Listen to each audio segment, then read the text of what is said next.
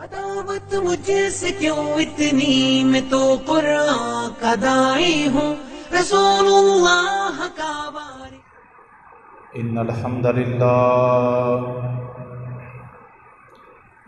نحمده ونستعینه ونستغفره ونعوذ باللہ من شرور انفسنا ومن سیئات اعمالنا، من يهده الله فلا مضل له ومن يضلل فلا هادي له، أشهد أن لا إله إلا الله وحده لا شريك له، وأشهد أن محمدا عبده ورسوله، يا أيها الذين آمنوا اتقوا الله حق تقاته ولا تموتن إلا وأنتم مسلمون، يا أيها الناس اتقوا ربكم الذي خلقكم من نفس واحدة وخلق منها زوجها وبث منهما رجالا كثيرا ونساء، واتقوا الله الذي تساءلون به والأرحام إن الله كان عليكم رقيبا،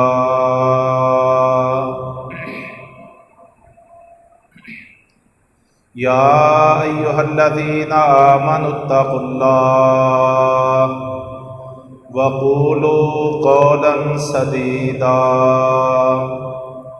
يصلح لكم أعمالكم ويغفر لكم ذنوبكم، ومن يطع الله ورسوله فقد فاز فوزا عظيما،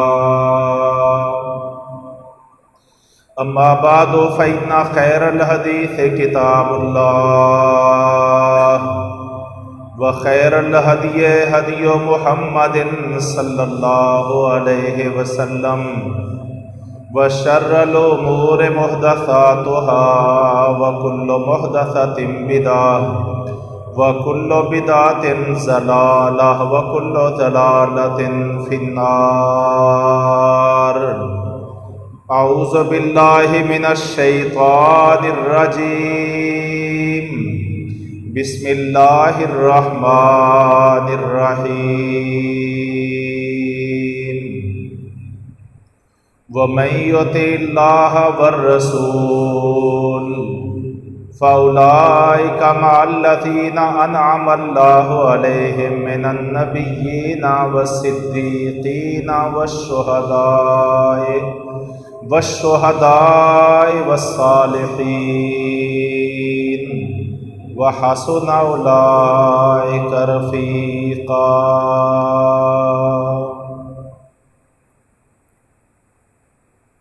محترم بھائیو، آج یکم محرم الحرام ہے،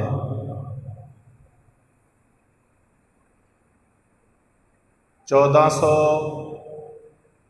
42 سال 1442واں سال آج سے شروع ہو چکا ہے،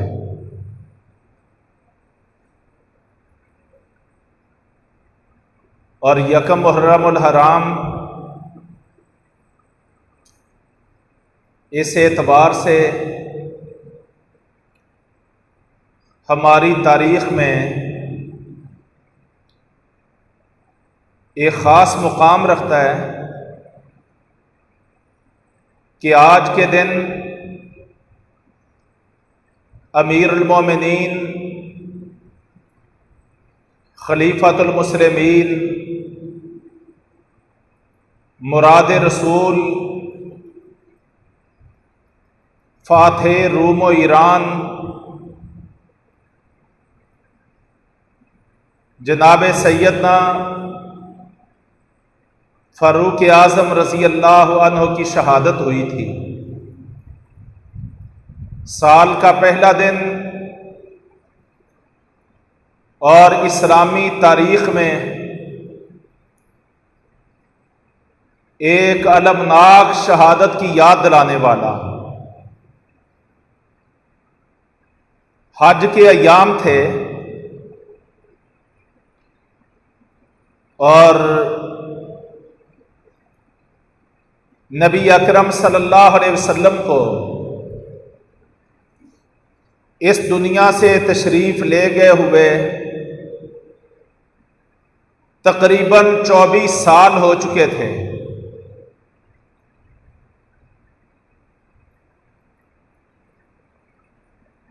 مسلمانوں کی بہت بڑی تعداد اللہ کے گھر بیت اللہ کا حج کرنے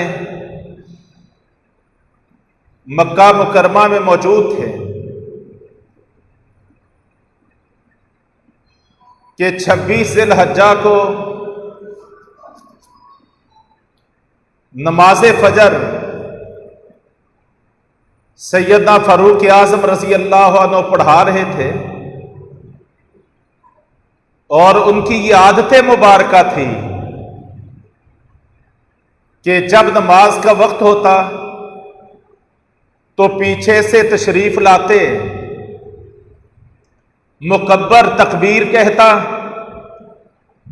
اور فاروق اعظم رضی اللہ عنہ صفوں کے درمیان گھومتے چلتے پھرتے نمازیوں کی صفیں درست کرتے، اور جب صفیں پوری طرح درست ہو جاتی تو امیر المومنین مصلی پہ کھڑا ہو کے نماز پڑھاتے، اور بالعموم فجر میں سورہ یوسف کی تلاوت کرتے یا سورہ النحل کی تلاوت کرتے، گویا کہ پہلی رکعت میں زیادہ لمبی قرات کرتے تاکہ لوگ پہلی رکعت میں زیادہ سے زیادہ جماعت کے ساتھ شریک ہو جائیں۔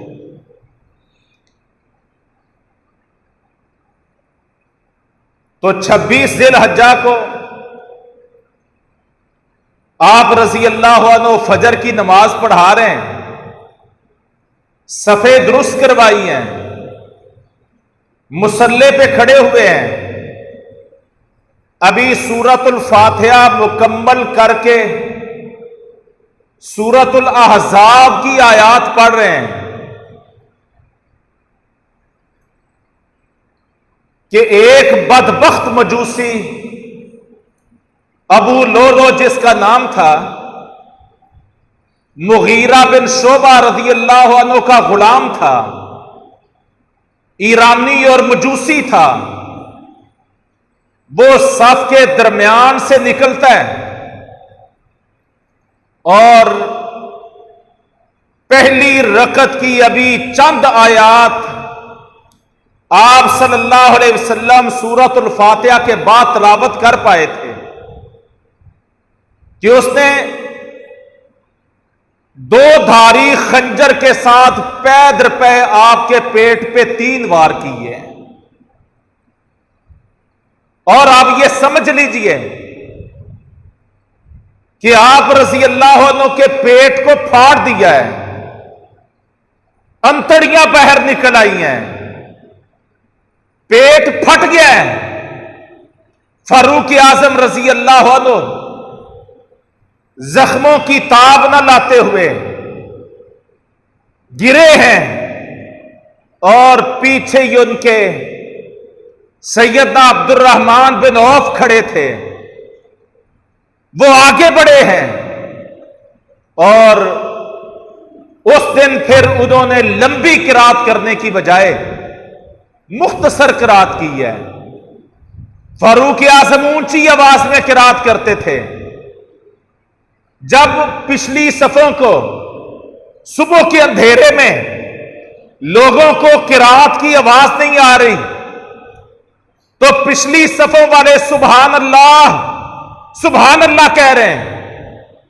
ان کو معلوم تک نہیں ہے کہ اللہ کے نبی کی مسجد کے مصلے پہ کیا قیامت ٹوٹ چکی ہے، کیا تبدیلی واقع ہو چکی ہے، کس طرح مصلی رسول خاک و خون سے لت پت ہو چکا ہے.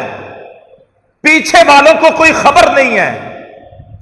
عبد الرحمن بن عوف مختصر نماز پڑھاتے ہیں اور سلام پھیرا جاتا ہے.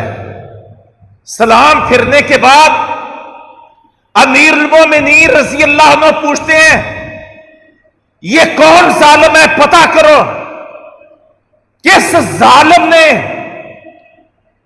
کس کتے نے مجھے کاٹ دیا ہے. تو ہوا کیا کہ وہ بدبخت صفوں کو چیرتا ہوا آیا تھا اور جتنے صحابہ صفوں میں کھڑے تھے 13 نمازیوں کو اس نے زخمی کیا تھا اور 13 میں سے 7 جو تھے زخموں کی تاب نہ لاتے ہوئے وہ بھی شہید ہو گئے تھے. اور فاروق اعظم رضی اللہ عنہ کی بھی حالت یہ ہوئی پڑی تھی. جب سلام پھرا تو صحابہ اکرام امیر المومنین کی طرف لپکے ہیں اور جب امیر المومنین نے پوچھا کس کتے نے مجھے کاٹ کھایا ہے تو عبداللہ بن عباس رضی اللہ عنہ فرماتے ہیں کہ میں نے بھاگ دوڑ کی، میں نے کیا دیکھا کہ آتے ہوئے اس نے کئی ایک کو زخمی کیا تھا. اب امیر المومنین کو شدید زخمی کر کے وہ بھاگ رہا تھا کہ ایک نمازی نے اپنی بڑی چادر اس کے اوپر پھینک دی اور وہ اس چادر میں الجھ گیا. جب اس بدبخت نے یہ دیکھا کہ اب میرے بھاگنے کی کیفیت نہیں ہے، اس نے اپنا خنجر لیا اور اپنی گردن پہ چلایا اور خود ہی اپنے ہاتھ سے اپنی گردن کو کاٹ دیا اور یوں وہ مردار ہو گیا. عبداللہ بن عباس رضی اللہ عنہ نے آ کے امیر المومنین سے عرض کیا کہ امیر المومنین یہ ابو لولو مجوسی ہے، مغیرہ بن شعبہ رضی اللہ عنہ کا غلام، اس بدبخت نے یہ کاروائی ڈالی ہے، یہ خود کو حملہ کیا ہے. امیر المومنین کیا کہنے لگے، الحمدللہ سب تعریفیں اس اللہ کے لیے ہیں جس اللہ نے میرے اوپر یہ عظیم انعام کیا کہ مجھے کسی کلمہ پڑھنے والے کے ہاتھوں موت نہیں دی ہے. ایک مجوسی کے ہاتھوں میری موت آ رہی ہے. میں اس اپنے رب کی تعریف کرتا ہوں جس نے میرا خون کسی کلمہ پڑھنے والے کے ہاتھ سے نہیں بہایا ہے.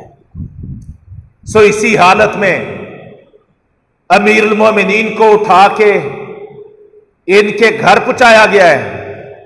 گھر پہنچاتے ہی سب سے پہلے امیر المومنین کو نبیذ پیش کی گئی ہے، آپ کہہ لیجیے شربت پیش کیا گیا ہے.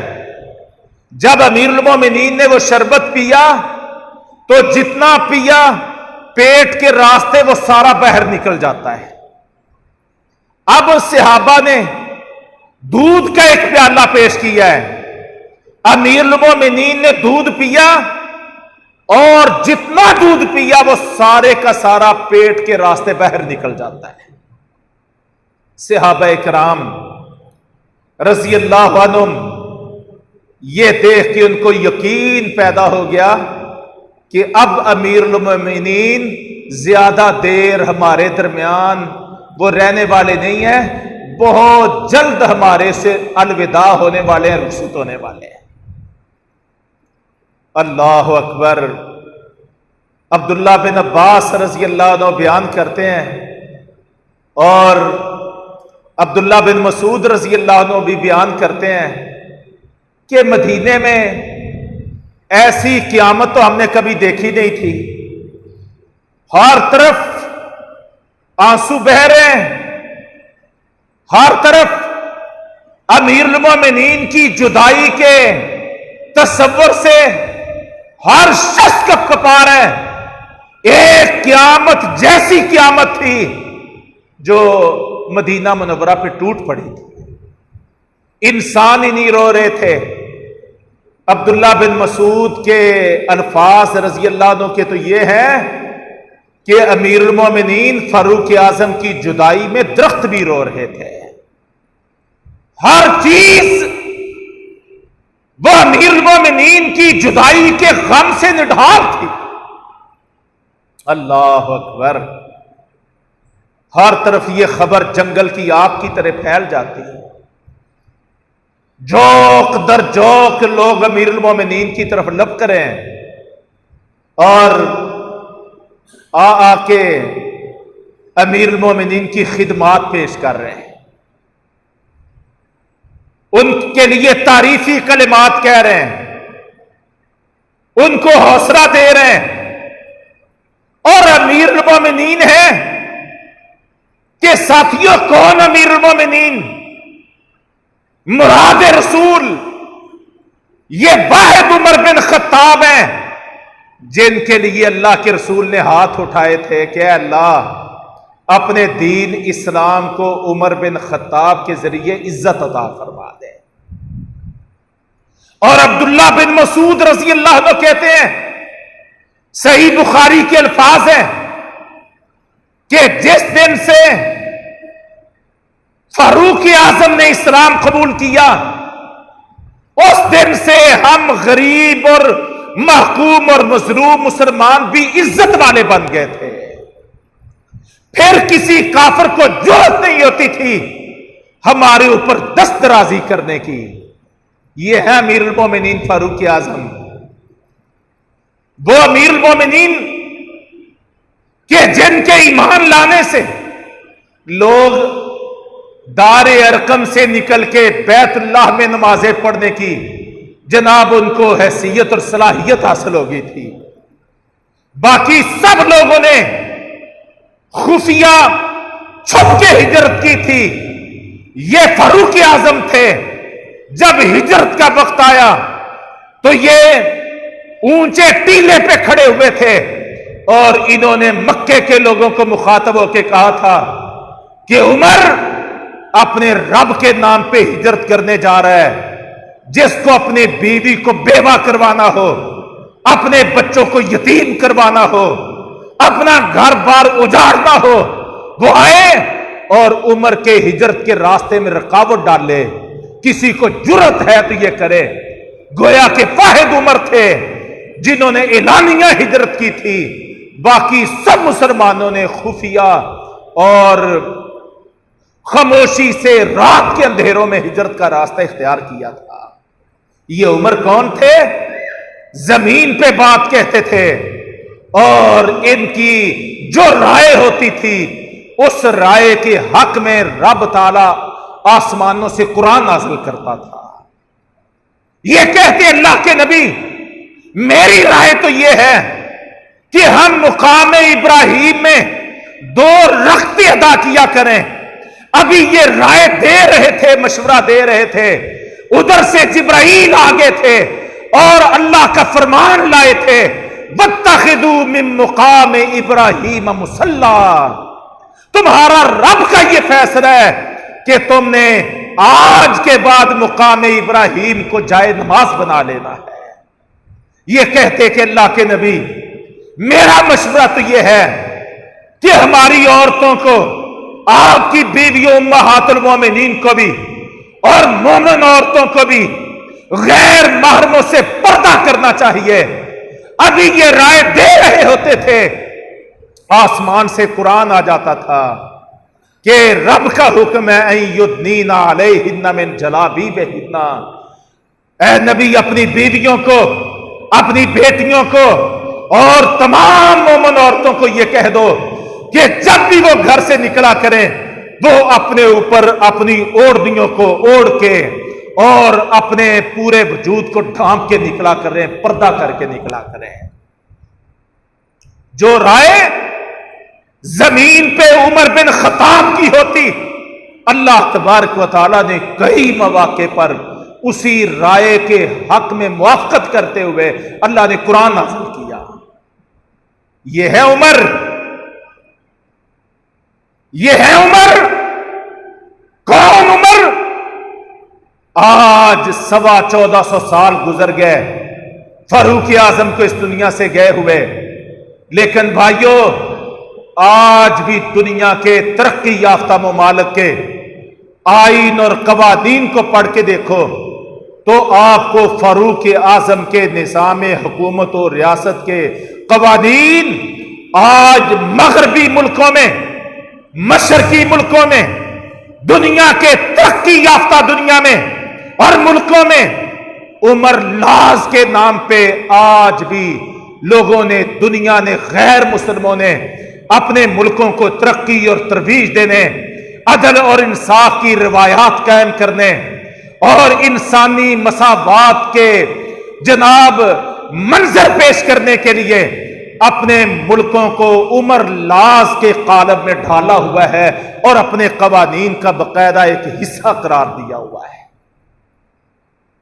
یہ عمر ہے کہ جس کے متعلق ایک انگریز مورخ برنارڈ شاہ نے کہا تھا کہ اگر ایک اور عمر دنیا میں پیدا ہو جاتا، ایک اور عمر پیدا ہو جاتا تو مشرق سے لے کر مغرب تک اور شمال سے لے کر جنوب تک اسلام کے علاوہ دنیا میں کوئی دین باقی نہ بچتا۔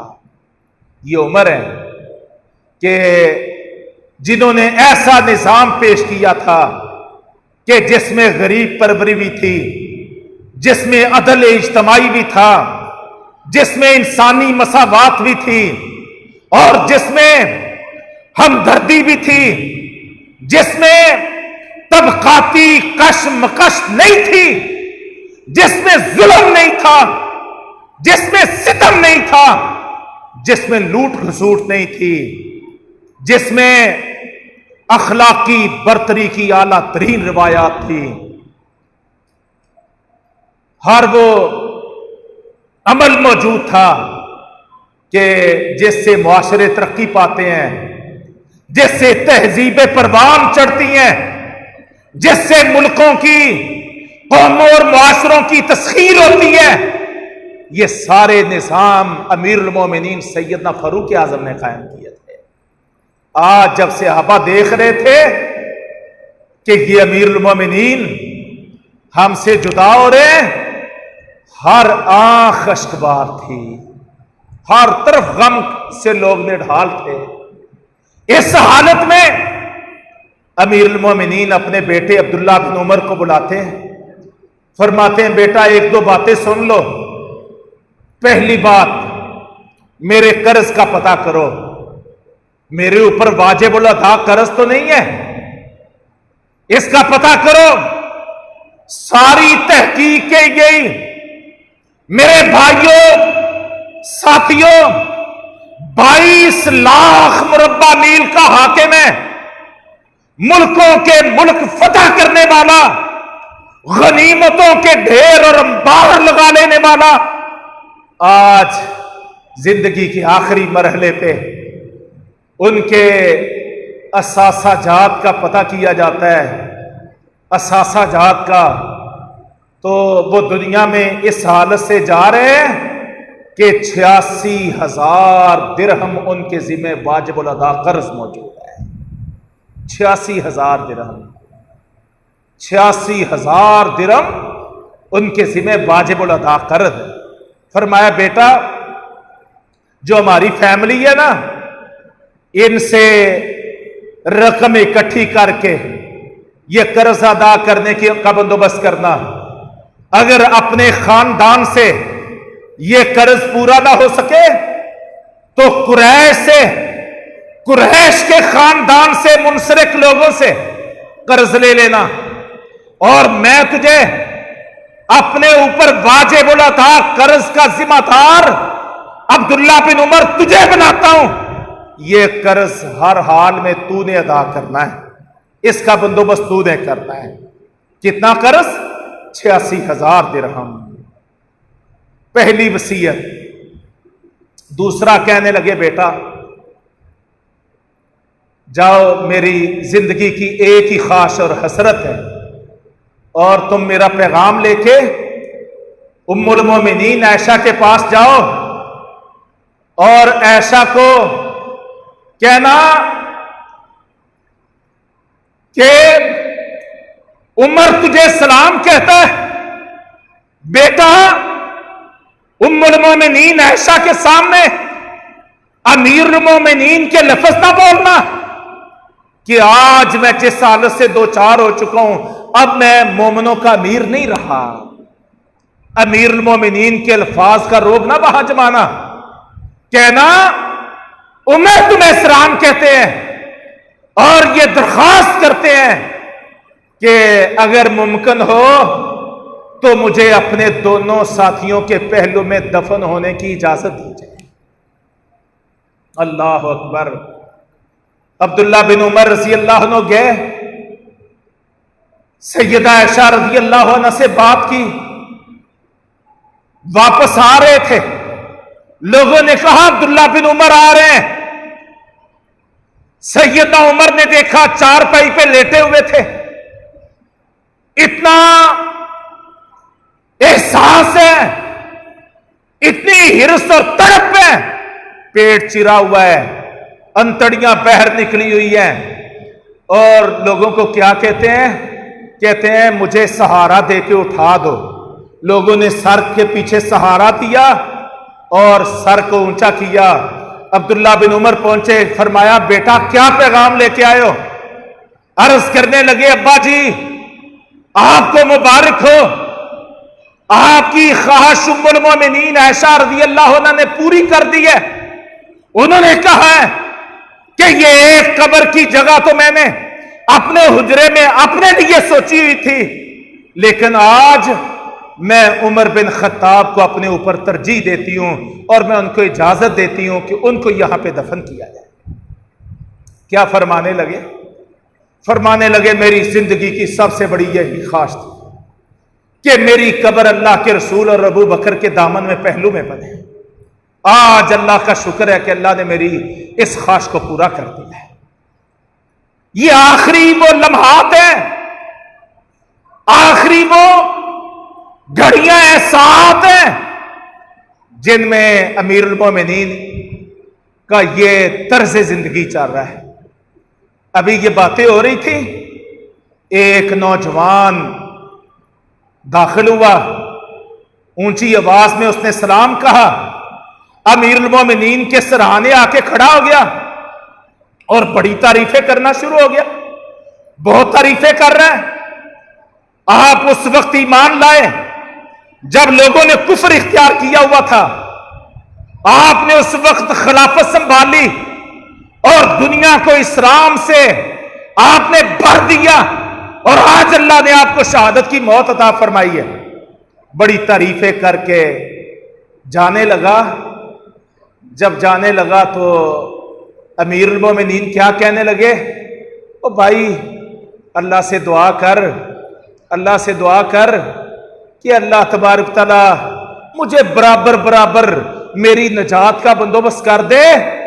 مجھے تو اس دن کی ہولناکی سے میرا وجود لرزا جا رہا ہے، میرا کیا بنے گا، میری کیا کیفیت ہوگی، میرا تو دل دہلا جا رہا ہے، مجھے تو اگلے مرحلے آنکھوں کے سامنے نظر آ رہے ہیں، میرا تو وجود کپ کپا رہا ہے، اور میں تو چاہتا ہوں کہ میں بس برابر سرابر چھوٹ جاؤں، نہ مجھے لمبا چوڑا اجر ملے اور نہ میرے اوپر کوئی گناہوں کا بوجھ ڈلے، بس برابر برابر میری آخرت میں نجات ہو جائے۔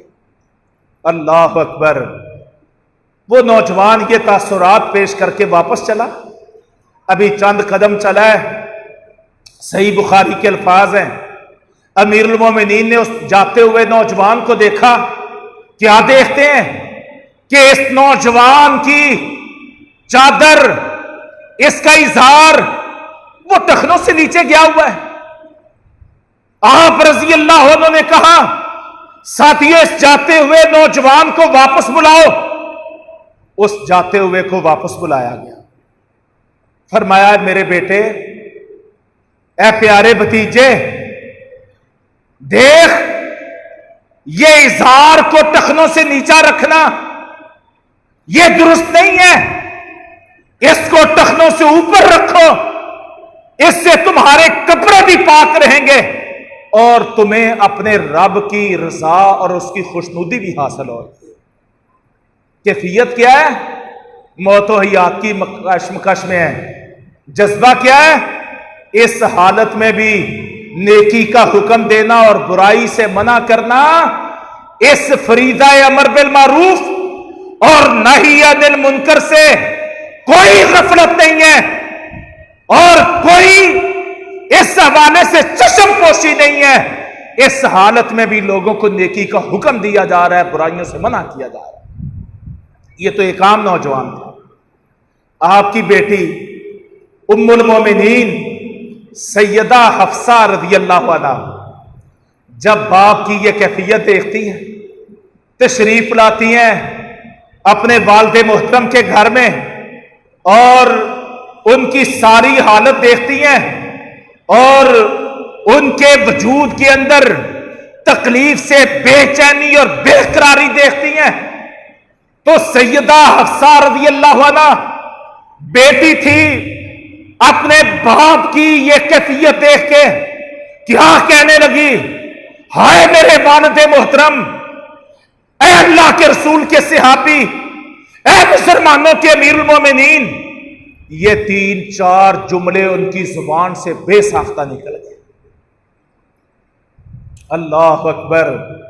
امیر المومنین اپنی بیٹی حفصہ ام المومنین کو بلاتے ہیں، فرمایا بیٹا میرے قریب ہو جاؤ، تو میری بیٹی ہے، میں تیرا باپ ہوں، باپ کے رشتے کے ناطے سے میں تجھے اللہ کے رسول کا فرمان سنانے لگا ہوں۔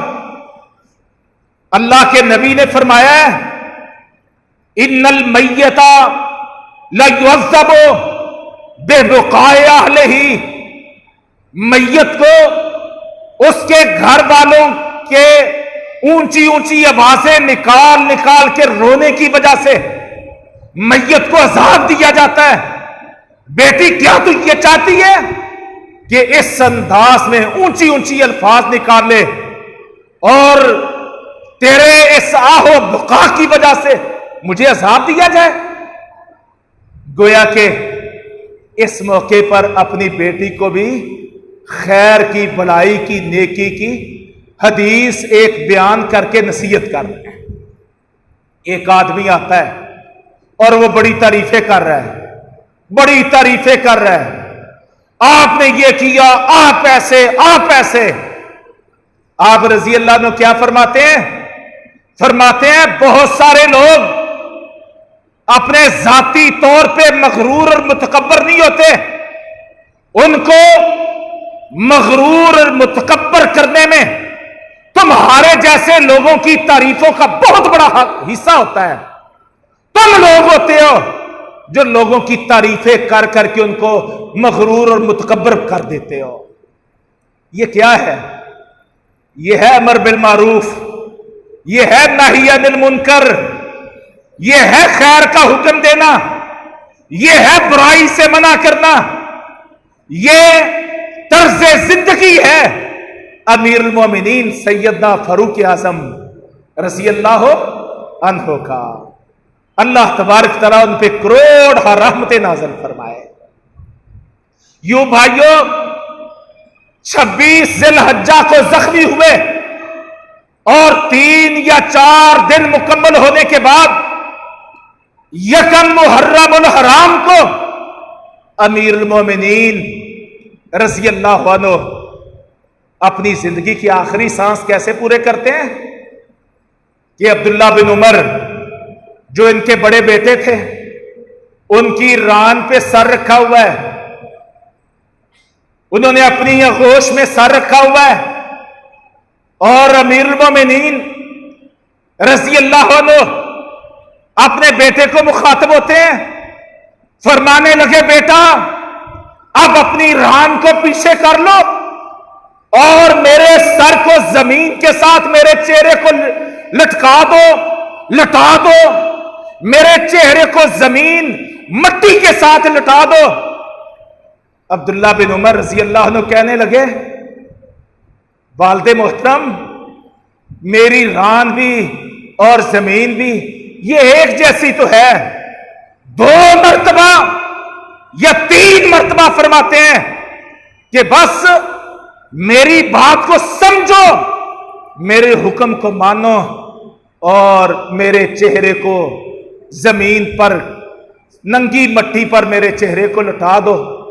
سو تعمیل کرتے ہوئے عبداللہ بن عمر رضی اللہ عنہ نے اپنے ٹانک اور ران کو پیچھے ہٹا لیا، چہرے کو ایسے زمین کے ساتھ چمٹا دیا اور بیان کرتے ہیں کہ میرے والد محترم نے اپنے دونوں پاؤں آپس میں ملا دیے اور آخری الفاظ جو امیر المومنین کی زبان سے ادا ہوئے، کیا کہنے لگے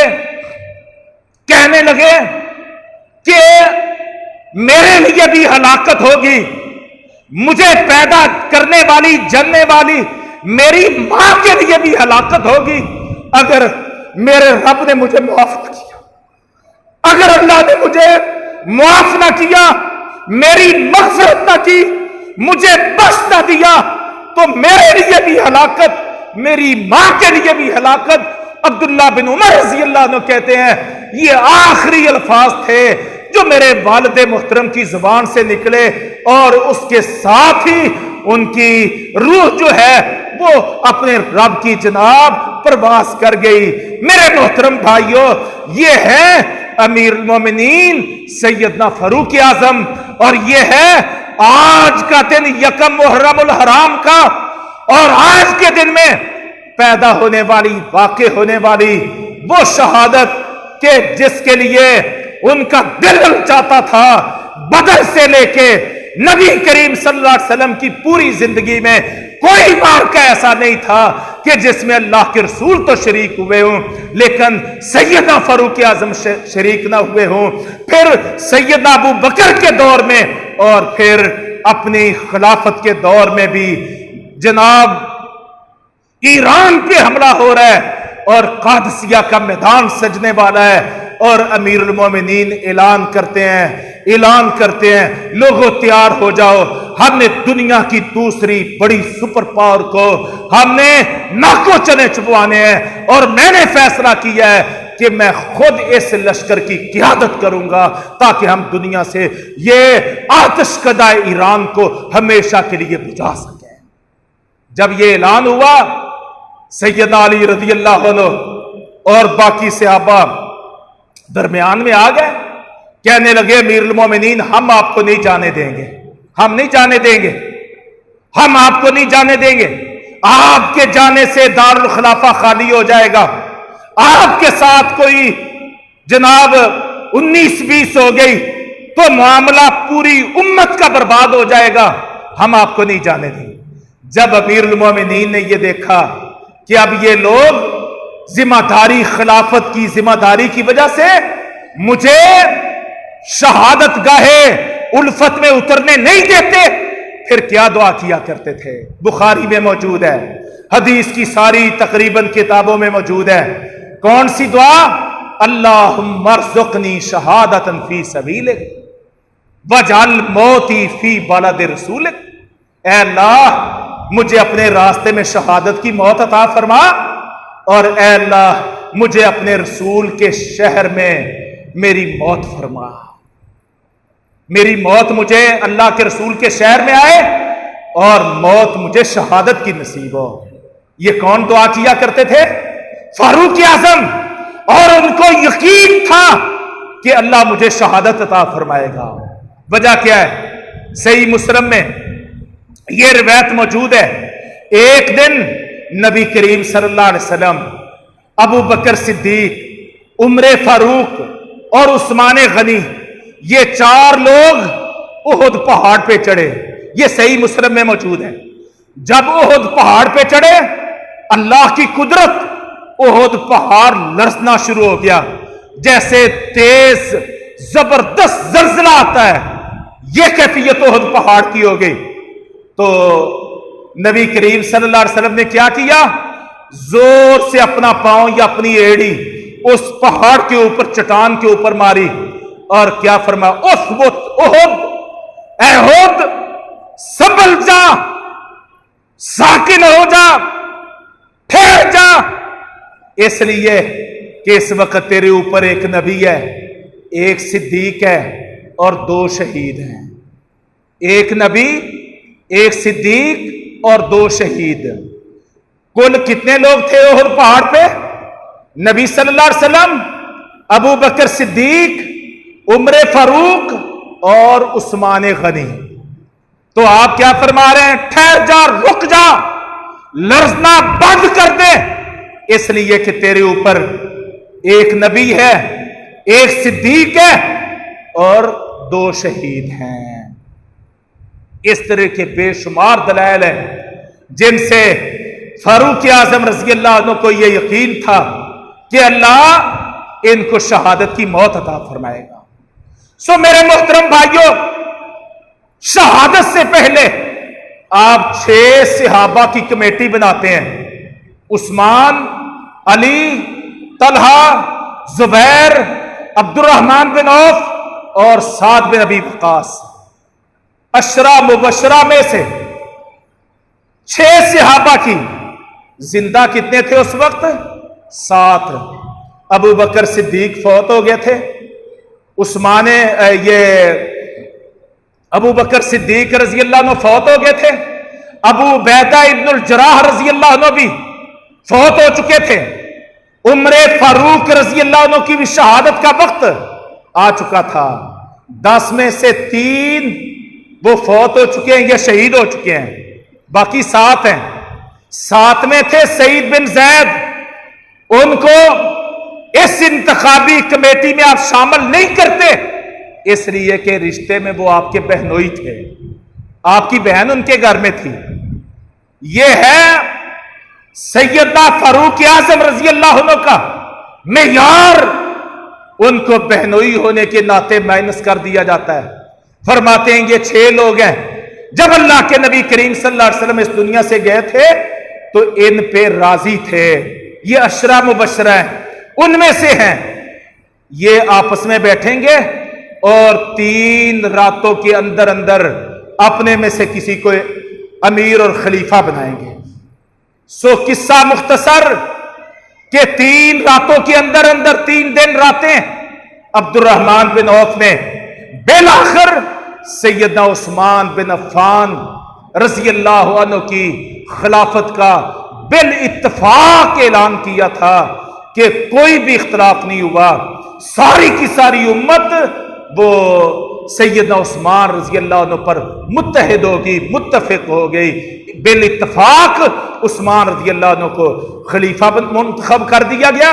इन 3 दिनों में सुहेब, सैयदना सुहेब रूमी, उनको अमीरुल मोमिनीन ने तय किया था कि जब तक खलीफा नहीं होगा उस वक्त तक नमाज और मुसल्ले की इमामत सैयदना सुहेब रूमी करवाया करेंगे। इस बुनियाद पर 3 दिन नमाज की इमामत भी सुहेब रूमी रजी अल्लाह अन्हु ने करवाई और सैयदना अमीरुल मोमिनीन फारूक आजम रजी अल्लाह अन्हु का जनाजा भी सैयदना सुहेब रूमी रजी अल्लाह अन्हु की इमामत में अदा किया गया। यूं मेरे मोहतरम भाइयों, आज की तारीख में यकम मुहर्रमुल हराम को ये एक दिल दहला देने वाला सानहा वाक़या हुआ। उम्मते मुसलमा पे क़यामत टूटी। हम दुआ करते हैं अल्लाह तबारक तआला सैयदना फारूक आजम रजी अल्लाह अन्हु पर करवट करवट करोड़ों रहमतें नाज़िल फरमाए और अल्लाह तबारक तआला सहाबा इकराम पे, उनके ताबेईन पे और उनके तबा ताबेईन पे और क़यामत तक उनके रास्ते पर चलने वालों पे अल्लाह तबारक तआला राज़ी हो जाए और हमको भी अल्लाह तबारक व तआला अपने अंबिया के साथ, सिद्दीकीन के साथ, शुहदा के साथ और सालेहीन के साथ क़यामत वाले दिन अपनी जन्नतों में इकट्ठा फरमाए और वो रब ताला हमारा हामी व नासर हो जाए। अक़ूलु क़ौली हाज़ा अस्तग़फ़िरुल्लाह ली व लकुम।